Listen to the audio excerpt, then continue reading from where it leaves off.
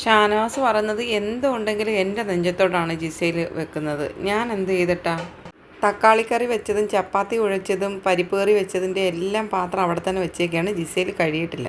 അപ്പോൾ അതെല്ലാം എടുത്ത് ഷാനവാസ് കാണിച്ചിട്ട് ചോദിക്കുന്നുണ്ട്, ഇതെല്ലാം ഇവിടെ തന്നെ വെച്ചിരിക്കുക ജിസയിലെ, കഴുകണ്ടേ ഇത്? വൈകുന്നേരം ഉപയോഗിച്ച സാധനങ്ങൾ മൊത്തം ഉണ്ട് ഇവിടെ, ഒന്നും കഴിയിട്ടില്ല. അതാണ് ജിഷിൻ പറഞ്ഞത്, അല്ലാതെ ഞാൻ പറഞ്ഞതല്ല. ഞാൻ പറഞ്ഞോടാ നിന്നോടെന്ന് ഷാനവാസ് ജിഷിനോട് ചോദിക്കുന്നുണ്ട്. എല്ലാം എൻ്റെ നെഞ്ചത്തോട്ടാണെന്ന് ഷാനവാസ് പറയുന്നു. എന്ത് പറഞ്ഞാലും എൻ്റെ നെഞ്ചത്തോട്ട് ഷാനവാസ് പറഞ്ഞാണോ? എന്തോന്നാ ഇത്, കുറച്ച് ഓവറാണേ ജിസേലെ.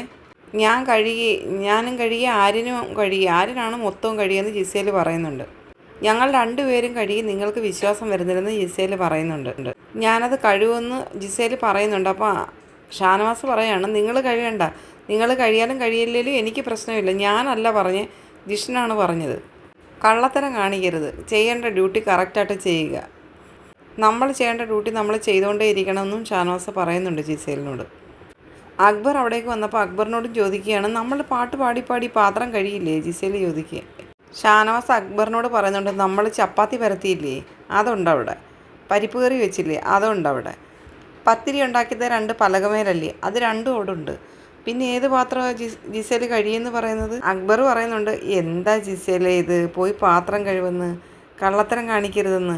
ഇവർ പാത്രം കഴിവെന്ന് ഞാൻ കണ്ടു, ആരുടെ പാത്രമുണ്ട് എത്ര പാത്രം ഉണ്ടെന്നൊന്നും ഞാൻ അറിഞ്ഞില്ലെന്ന് അക്ബർ പറയുന്നുണ്ട്. പോയി പാത്രം കഴിവെക്ക് ജിസേലെ എന്ന് അക്ബറും പറയുന്നുണ്ട്.